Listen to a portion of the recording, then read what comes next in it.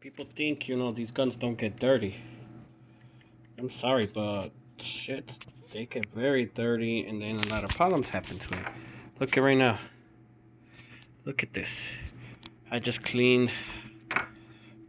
I'll give you this barrel that's clean now and it looks nice. Compared to this barrel, shit, it's not clean and it's dark. And that's, look at this. That starts issues. See, look at how dirty it is. You have to clean your firearms and wax them and shine them and they'll work perfect forever.